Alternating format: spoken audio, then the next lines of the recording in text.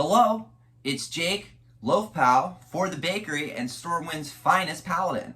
With that being said, you might be saying, well, what are we doing today? Mental health, of course, and it's something that is going to be near and dear to my heart because it's about manic behavior and it's about what's it like to have a mental illness, which is something I have because I'm diagnosed bipolar, and I'm going to be speaking a little bit through my experiences and what it's like to see things through my lens, but also some of the generalities of, the mental illness community, mental health community, and let's see if we can't fight some of these stigmas. And we might as well, because guess what, guys? This isn't going anywhere for me. It's not going anywhere for anyone else. And you don't have to have a mental illness for your mental health to be important, but it's certainly something that not only parallels, but we can learn from in order to all live healthier lives. So without much further ado, let's get baking. So, some of the ingredients for manic behavior are when you really start to act in unhealthy ways and you start to do things that you yourself think are extremely normal, extremely priority driven, but you're actually destroying your body, your spirit, your mind, your soul. I mean, really everything. And the worse it gets, the harder your tunnel vision, which is one of the signs of being manic, is having really bad tunnel vision gets. And, it requires external help.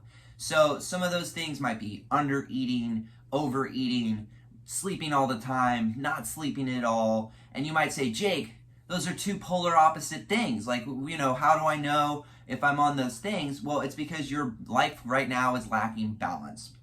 And that's really one of the core signs of manic behavior, is when your balance in your life, your ability to do the general things such as, brushing your teeth, making sure you're showering, making sure you're doing all of your physical care, making sure you're calling people, you're communicating properly, all of those things start to deteriorate, and you start to think, you feel like a number one Olympian gold medalist, but you're treating yourself like a fight dog, and your body is being completely destroyed.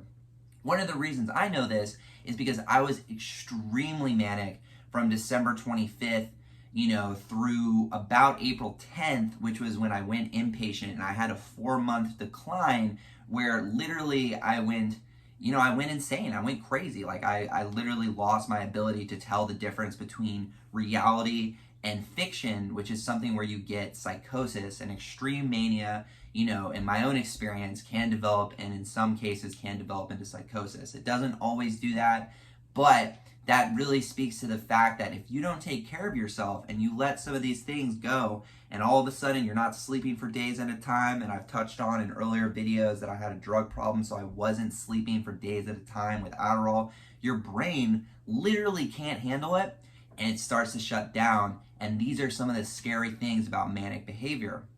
Now, some people may say, well, I'm always kind of acting like that, and it's not really something that I can control. Well, that's okay. Some mental illnesses, you may have bits of manic behavior all the time. That's called hypomania. I still have bits of manic behavior all the time. It's one of the reasons I'm on medication to help stabilize that feeling and to try and make sure that what I'm doing is balanced, which is really, again, the focus of, what can you do to prevent yourself from getting too manic? You can try to go back to center. This brings me to something next, which is self-awareness.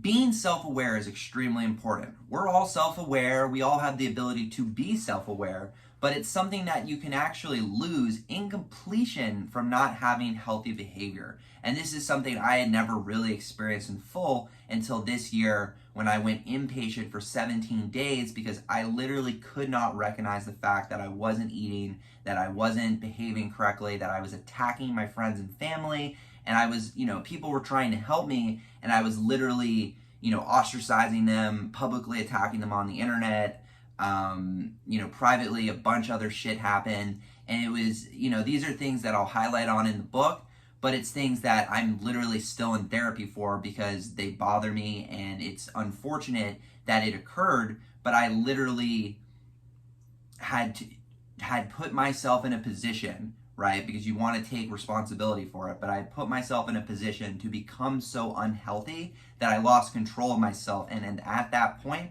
I did things that, are very damaging to your relationship with people, ultimately. And that's something that, in mental health, the thing that helps heal the most is community. But if you ostracize yourself from the community, from the people that are trying to help you, you're going to only make situations worse.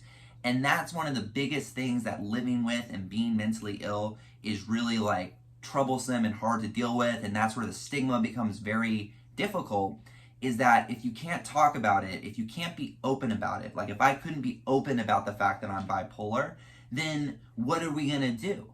Because ultimately my bipolarness is not going away. My mood swings aren't going away. The medicine helps, but it doesn't make it perfect.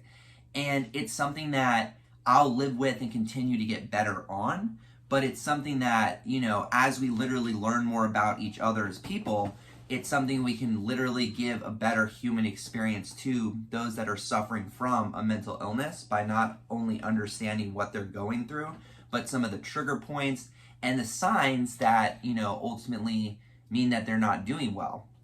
For me, you know, it got to a point where someone made a call, and that was my sister Marti, who I owe an apology to. And, you know, sorry, Marti, because I publicly accused her of kidnapping me on my Instagram. And she was the one that called that actually led me to inpatient. And the reality is, if she hadn't have called in early April, I'd be dead right now. Literally wouldn't be alive. I wasn't eating, I wasn't sleeping. I was super close to overdosing again, something I had struggled with in 2019 and multiple times before that. And, you know, it was really hard on the family and on my fiance, who I also owe an apology to, and, you know, and my mother, of course, I owe an apology to, and my younger brother, who I also owe an apology to, because I said some heinous things to them off the internet, in person.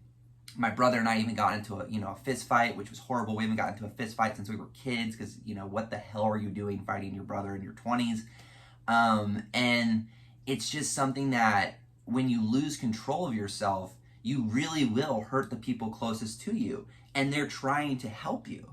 And that's where the line of mental illness comes, where it's like, that's what the sickness is. So, you know, I hope that me sharing that can kind of highlight how real it really gets for those with an illness, because it's not just like, oh, we're seeking attention, or, oh, we're looking for, you know, someone to tell us that it's okay or it feels okay. Like, I literally was losing my mind due to the fact that I was so manic and had beaten my brain up so bad, I couldn't even tell, you know, what was real or not.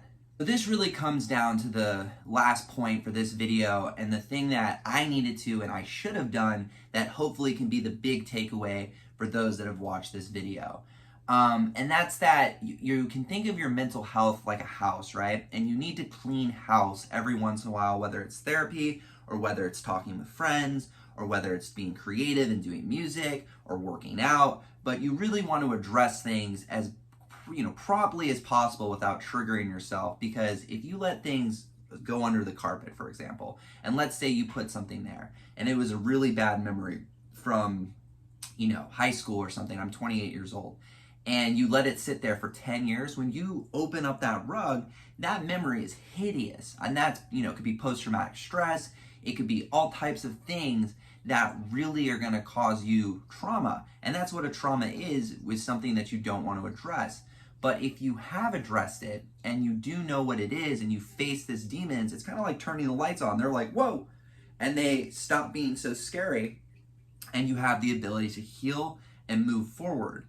So, you know, I look at myself, and if I hadn't gotten so wrapped up in work, and I hadn't gotten so wrapped up in the music industry and all these types of things, then I might have taken more time for my mental health, and it wouldn't have taken until my father died for me to really like hit a breaking point. You know, I would have been at healthier checkpoints.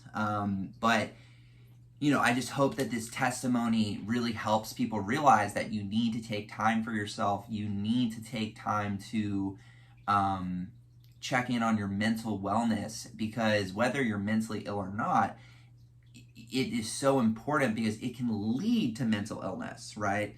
And it can lead to you developing these problems. Now, I hope that people don't have the need to go inpatient, because it's really scary and it's a wild experience in general. But if you do need to do that, it is 100% better than just running around the world losing your sanity Because again, if my sister Marti hadn't have called, I would be dead right now.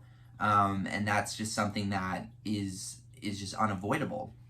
So with that being said, that's kind of a somber note, so I'm not going to make any kind of wild joke or anything like that. But, you know, keep on keeping on. Make sure that your mental health is a priority and a focus. Find things that will make you smile. You know, for me, that it's for the bakery and Loaf Pal and that whole thing. But just keep trying to find positive angles to heal, because the reality is we all have mental health, and it's all something that needs to be a priority for us. But for those of us watching that have a mental illness, be extra careful, because not everyone has that person to call. Not everyone has that person to make sure they're okay like I did. So if it has to be you, you will be the best advocate for yourself, being self-aware and caring about yourself to make sure that you finish this marathon that we call life. So with that being said, much love. Be sure to subscribe if you like the video, share with a friend, and let's keep fighting the stigma of mental health together. Let's go.